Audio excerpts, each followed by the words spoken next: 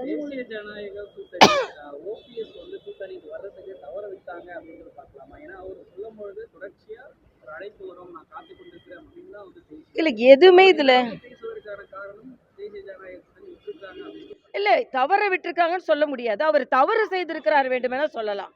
ஏன்னா தவற விட்டாங்களா தவறு செய்தார்களா என்று பார்க்கும் பொழுது ஒரு அவங்க அம்மா கடைசி வரைக்கும் எதிர்த்த கட்சியை எதற்காக ஒரு கட்சி ஆரம்பிக்கப்பட்டது அந்த கட்சியில இருந்து எந்த ஜெயலலிதா அவர்களே சட்டமன்றத்தில் சேலையை கிழித்து அவர்களை தாக்கி அவர்களை சபதம் செய்ய வைத்த ஒரு கட்சியில் இன்று அவர்கள் அந்த கட்சி திருப்பி வரணும்னு சொல்றது எண்ணத்துல கூட எப்படி எண்ண முடியுதுன்னு எனக்கு தெரியல.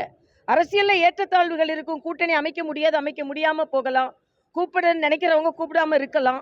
ஆனா அதுக்காக அந்தர்பல்ட்டி அடிச்சா அதுக்கப்புறம் அரசியல்ல ஒரு நன்றி உணர்வுக்கும் ஒரு கொள்கை பிடிப்புக்கும் எந்தவித ஒரு காரண காரியமே இல்லாம போயிடுன்றதான் எனது கருத்து. யாரு? ஆமா, அது வந்து ரொம்ப தப்பான ஒரு வெளிநாட்டுல வெளி மாநிலத்துல இருந்து சொல்லியிருக்காரு. அப்படின்னா உங்க கட்சி ஆளும் கட்சியால எதையுமே கட்டுப்படுத்த முடியலையா?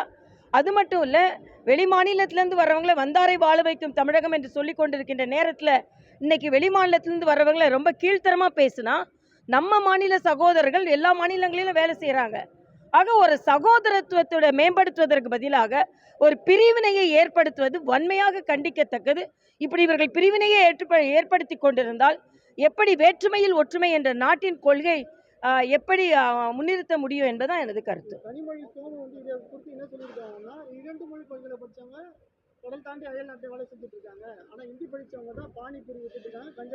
இல்லை, இது ரொம்ப தவறான கருத்து. அவங்க கண்ணில், அதாவது தமிழ் படித்தவர்கள் இவங்க தமிழை உயர்த்தி பிடிக்கிறேன் என்று நினைத்து கொண்டு தமிழின் தொன்மையையும் தமிழின் பரந்த மனப்பான்மையும் இவர்கள் கேள்விக்குறியாக்குகிறார்கள். ஏதோ இப்படி பேசுனதுனால மட்டும்தான் தமிழ் தாய் மகிழ்ச்சி அடைவாள் என்பது இல்லை.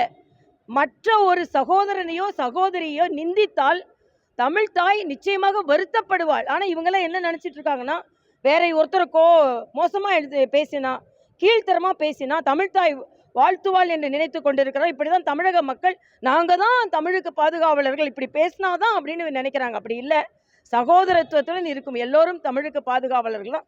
நாங்கள் தேசிய கட்சியில் இருந்தாலும் தமிழை பாதுகாப்பதில் எந்த விதத்திலும் திமுக விட குறைந்தவர்கள் அல்ல. இதை மாதிரி வேற்றுமை பேசி நம்ம மாநிலத்தை சார்ந்தவர்கள் இன்னொரு மாநிலத்தில் வேலை செய்யும் போது அவங்களுக்கு பிரச்சனை ஏற்படுகிறது என்பதை நாங்கள் உணர்ந்து பணியாற்றுகிறோம் என்பதுதான் எனது கருத்து.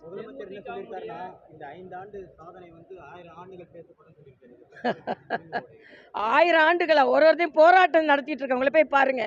1000 ஆண்டுகள் இல்லை, 2026 பேசப்படாது நினைத்து கொண்டிருக்கிறார் அப்படி. ஏன்னா எல்லா பகுதி மக்களும் எல்லா துறை மக்களும் மிகவும் வேதனையில் இருக்கிறார்கள்.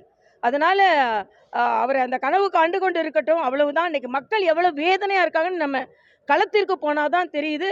அதனால 1000 ஆண்டுகள்லாம் பேச வேண்டும் இல்லை, இன்னும் 2 மாசம் கழிச்சு பேசுறாங்களான்னு முதலமைச்சர் உணர்ந்து கொள்வார்.